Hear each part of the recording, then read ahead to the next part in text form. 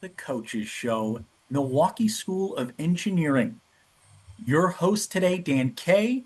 Our guest today, head coach Graham Johnson, a man who needs no introduction, but a career that has seen him have success at every level of the game, not just on the ice, but in the development game, developing not just the players that he coaches, but the organizations and schools he is a part of. Where Graham Johnson goes, the game grows. That's what we see, and we're seeing it right now at MSOE with his Raiders side. Coach Johnson, welcome in. How are we doing today? We're doing great. Thank you so much for having me. It's really an honor to be a part of this. Hey, Coach, it's an honor to have us be a part of it too. I mean, when we talked to Toby O'Brien and the crew that was putting this event on in Tampa, for us, it was something I kept telling Toby. He's worried, hey, I don't know if we can make it work. I said, Toby, we're going to make it work because this is an incredible event. What you guys are doing is taking a chance on something unique that a lot of teams out there aren't doing, especially at the NCAA Division III level. This is new, this is unique, it's fun, and it's exciting for the athletes. Coach, how did this all come together? How do you find out about Tampa and how do you wind up stamping it with the approval? So it did start actually all in kind of one conversation with Toby O'Brien, and he'd called and he referenced a potential trip to Latvia, which oddly enough, as a staff, we've been discussing, looking to try and do something along those lines. And he said, "Well, while we're at it, we're also working on a tournament down in Florida that you guys could potentially host or co-host, and what would your interest level be?" And for me, I'm the type of guy that I may have leapt before I looked. And kind of just said, "Yep, we're doing both. Tremendous opportunities. We're going to do it." Somehow I was able to convince the school to get on board and do so. But it's one of the great things about our school and our leadership here. I think they saw really exactly what I did, and just what an opportunity for our student athletes, what an opportunity for the university to have its name out there on these types of events. But just knowing what it does for a college athlete to be a part of something like that, they've been tremendous and supportive of it. So again, very lucky there. But that's really kind of how it came about. Coach, I mean, leap before you look. It would be my life story if you wrote an autobiography about me. All right. It's a great way to look at the game though, right? It's look, we'll make it happen. Let's commit. Let's find a way to make this happen. And you've done just that. You got Tufts coming down. You got Suffolk University. You've got Albertus Magnus College. You talk about these four teams coming together. How, number one, exciting is this event going to be for you and the boys? And number two, how much of a challenge is it going to be on the coaching side trying to win two games against these four? Yeah, I mean, obviously, four great teams, great coaches, guys that I have a tremendous amount of respect for. Uh, you know, Hockey's a funny game. It's a funny, small little world. Kyle Wallach helped me get my first job in coaching at Quinnipiac University, where he had formerly coached. So, have had a great relationship with him over the years, and it's just very exciting. Four teams that often don't get to play each other, but just to be able to come together in this type of setting and play for this type of an event is going to be special for all four teams, all four programs. I just can't wait to get started. Yeah, and you look at it as a recruit. I mean, the game of college hockey, it's a never-ending business of trying to find the next guy while you're developing the current guy, while you're moving on your leadership group, right? You see that each and every day when coaches are doing it right, like yourself. Kind of talk to me for those recruits out there who see you guys going to Latvia, who see you guys going to Tampa. What's the experience going to be like if I wind up being the right fit at MSOE as a hockey player? Yeah, I mean, obviously, we always want, I want every one of my players that come through our program to just have the best possible experience that they can. College athletics, it's hard. I had a brother that played in Division One. It's hard. To be a student athlete at a high level, there's a lot of challenges that go along with it. But to be able to have 4 years of experience that you carry with you the rest of your life, teammates and brothers that you have the rest of your life, there'll be no other scenario that you have from here on out that'll compare to this. So we want this to be the best possible experience it can be. We want Yeah, our players to be better men once they get out into the real world, better leaders, better people. And that's our job as coaches, I think, first and foremost, is to try and make them better people, better hockey players second. And this school, this university, it really gives us the tools and the opportunities to do so. So, for kids that ultimately may want to come here, that's what we're looking to do. We're looking to help make you a better person and be a better leader, and also give you the best possible experience that you can get. Although it'll be very challenging, but it's those challenges and it's the hardships that you go through between the academics and the athletics.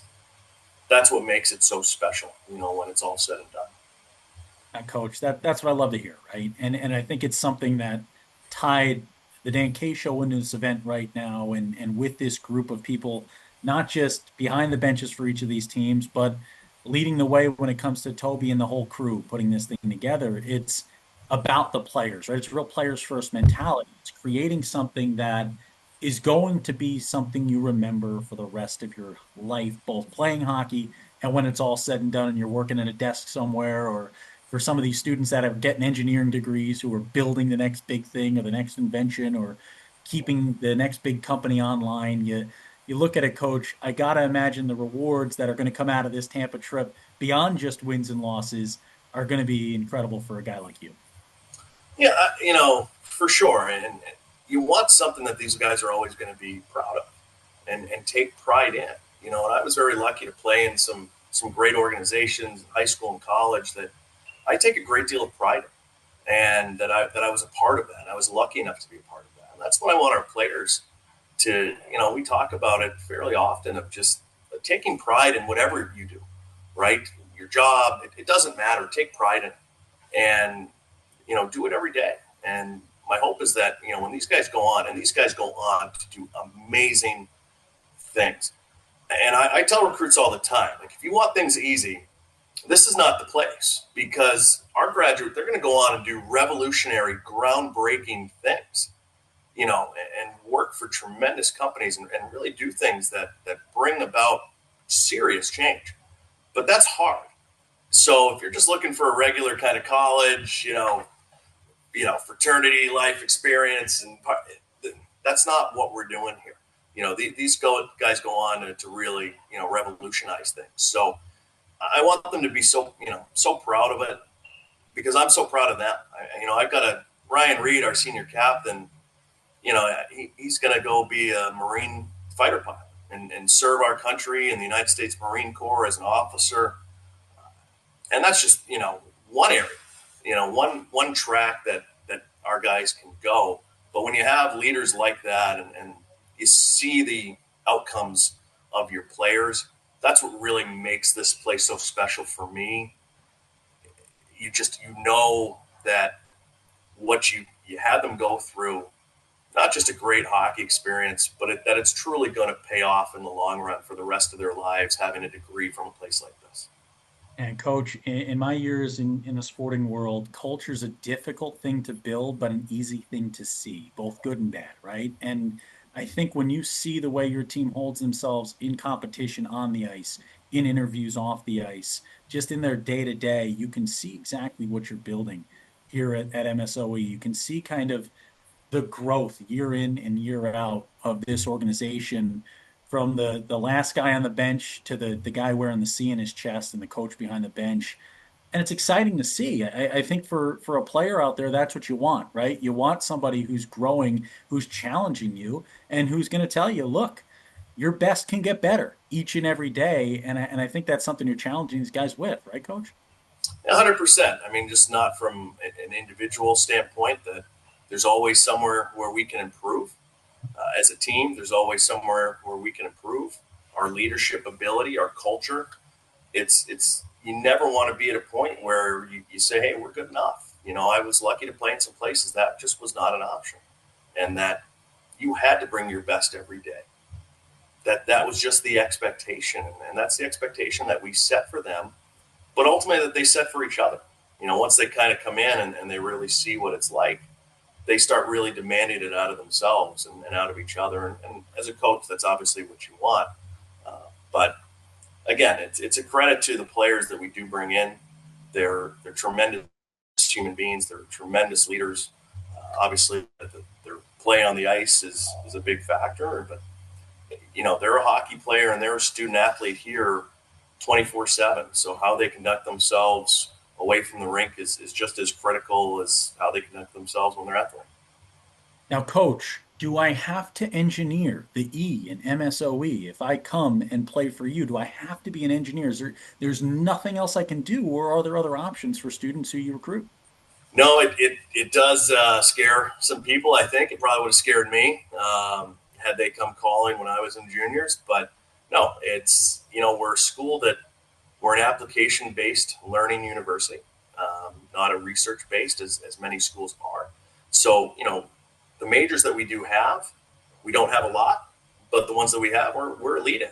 And that's from our business school, our nursing school, our computer science, all of those areas on top of, the engineering fields, we're elite. And these guys get 4 years of that, major specific training and learning. These guys get opportunities for internships after their freshman year, which is unique. Most schools, it's not till after your junior year. So these guys get real life experiences. And that's why I think our graduates are so highly sought after is, there's not a lot of training that needs done for these guys. Once they get into, Charlie Skinner one of our captains, probably go to work for Baird, where he interned the past couple of years.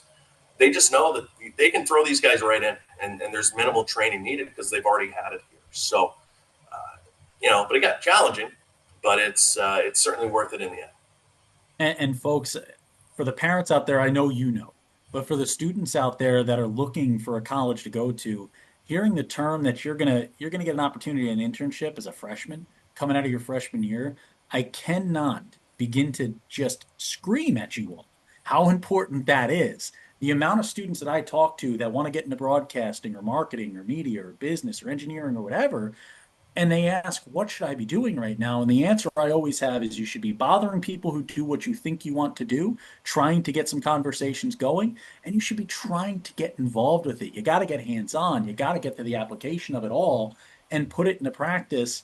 MSOE is a place where you're going to get that challenge. And that's a challenge you should want to accept. That's a challenge that when you talk about getting into the real world, when you're done playing hockey, if you're not going to play professionally, that's a leg up on the competition. Coach, incredible stuff going on there. And now let's turn back to the ice. You've got Tufts, January 3rd. You've got game one. As a coach, you go on the road, you go down to Florida, you get out of the cold. How do you balance, enjoy the time, boys, and it's a business trip at the same time? How do you get that done as a coach? Yeah, it's a mature group. Like I said, with tremendous leaders. So, there's a time for fun and there's a time for work.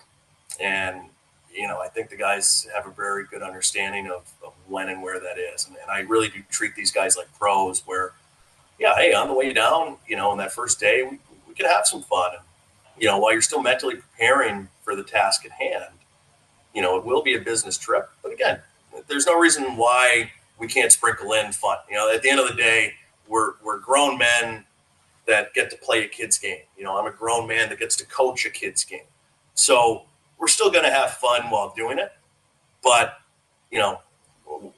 as game day approaches and that game against Tufts approaches, it's certainly all business. And we know why we are going down there. Yes, for the experience, but ultimately to win a tournament, win games. Yeah, coach, we've talked about this before on the Dan K show. You guys are in a tough conference. And you look at this schedule, you look at every game as a slog. Every game is close. You got two netminders right now who are saving 92% of shots and haven't allowed more than 2.5 goals a game. And you guys are coming into this date that we're taping here, 2-4-1. This is a battle every single night. What do you get out of that as a player? What do you get out of that as a coach? Is iron sharpening iron out there in the Midwest? Oh, it is. It's a brutal conference. Coaches are elite. Players are elite. It is a massive challenge every single week, every single year, to really have your guys prepared, because you have an off night, and not only are you going to lose, you're going to lose big. In this conference, you can play extremely well, as we have in some of our games, and still lose. And that's just how how good and how deep these teams are, everybody is loaded with talent.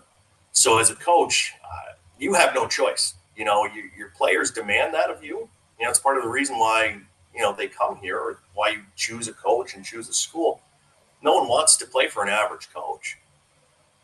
So your players are asking you to lead them and prepare them as well as you possibly can. And this conference, every team and every coach, they make it to where your hands are very, very full trying to prepare. Now, Coach, you know, when do you start looking at Tufts? Has it already happened? Is there a time where you start looking at this game, you start breaking it down, and coming into this, are you looking at Suffolk and Alberta's first, or are you letting that game play out and then getting to work on it? How does this work from your angle in terms of preparation? Yeah, so November's kind of been a challenging month for us. We had, I think, our first 9 games there through the first 26 days. And now we've got a little bit of time here. We'll have Adrian in about a week and a half. But this has now kind of given us some time to start to look not only at Adrian, but obviously to start to look at Tufts. I would say it's fairly minimal now. Adrian is one of the best teams in the country, so we've got a lot to prepare for them. They're obviously in conference, so that's obviously our main focus. But we'll start to take a little bit of a look at Tufts and also Albertus and Suffolk as well, and just start to get a general feel for their roster. Try and watch a little bit of them to get an overall feel of how they play. But right now, that's pretty minimal. The focus will be on Adrian, but as we turn that page going into the tournament, we'll look at all three teams. We know we have to play Tufts, so they'll certainly get the bulk of the preparation. But we'll be watching both Suffolk and Albertus Magnus as much as possible. Coach, before we let you go, I guess let's look at the big question that's on everyone's mind every year is what's the goal, right? Like when you get to the end of the season, how do we look at this and you go, you know what? We did what we had to do. We accomplished what we set out for and we can put a check mark next to the mission, right? What are you looking at this year? What is the overall goal this year? And I guess for recruits that might be thinking about coming in, what's the goal going forward? Yeah, I think what you've seen in our conference over the last probably 5, 6, 7, maybe even 10 years. It's typically been kind of the same. Everyone's kind of fallen into the same spot, standings wise. So it's really hard to move the needle, in our conference, kind of one way or the other. And that's what we're trying to do. We've been kind of hovering in the middle here of the conference for the last few years. I think with opportunities that we've kind of just missed to maybe start to climb the ladder a little bit. So for us, we want to move the needle, and we want to start to climb into the top tier teams of our conference. Which, if you're doing that and you're in a position to win our conference, you're certainly going to be in a position to win the national championship. That's just how talented and how hard this conference is. Compared to the SEC in football or Big Ten, NCHC in hockey, like in Division I. It's a very hard conference, and I think you see it right now. Right, 4 of the top teams in our conference are ranked in the top 10. And now that's going to change as we all start to kind of beat up on each other. But right now we want to try and move the needle and move our program forward, into that top 4, top 3, in the standings, and then obviously try and play for a conference title. When you do that, it gets you into the NCAA tournament where you've got a good chance to try and win a national championship. Got to make it to the dance, right? You just need the invite, coach. That's all you're looking for. I'll tell you what, I love what you guys are doing here at the Milwaukee School of Engineering. I mean, you were a guy who went through the wall with this, and anybody who breaks through the wall, anybody who busts through that wall to create a doorway for everybody else with an opportunity, that's a guy I want to get on for an interview. That's a guy I want to talk to. That's a guy I want to be working with. What you guys are doing from Latvia to Tampa, Florida, to everything else in between, coach, you guys are building an absolute powerhouse. Big things to come in Milwaukee. I guess, coach, for those recruits out there who are going to be watching on Flow Hockey, some of those guys that might be watching in the rink, I mean, what do you want to say to them? How do they maybe reach you? What should I do to get myself on Coach Johnson's radar? Yeah, yeah. Obviously, contact never hurts, as you referenced earlier. There's lots of players out there, and it's hard to kind of cover them all. So if you've got a specific interest in the school and the program, it never hurts to reach out to either myself or our assistant coaches. we don't probably need your full life bio and where you played and your first year of squirts, but just introducing yourself and doing it in the right way and really being specific to our school and not just a form letter or generalized form introduction that you send out. That always helps. And then obviously the academic piece, you got to have that. I mean, I tell guys all the time, if you can't meet the academic standards, not much I can do from there. But just getting out and doing the research too. I feel like we're the best school, the best program that not enough people have heard of. And obviously we're trying to change that with some of the things that we're doing. I think the people in Latvia certainly, know who we are now, and nationally we're getting there. So you got to have a tremendous work ethic. You can't really have an off switch because nothing here is going to be easy for you. So if that's something that appeals to you, look to get in touch, but also, you got to perform too.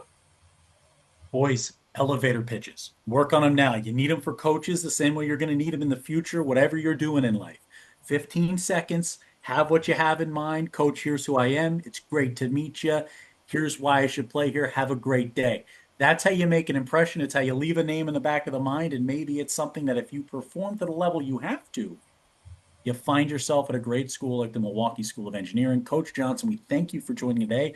You can follow along at _NK show in the entirety of the lead up to the event in Tampa. We will also, as we get to the week of, have our game day selections. We will have our college game day show on site that you can be a part of if you are in the building. Everything is going to feel like a national title game down in beautiful Tampa Bay. We're going to have suntans, we're going to have smiles, and we're going to have great hard hitting hockey, baby. Coach Johnson, thanks for joining us. Thank you so much.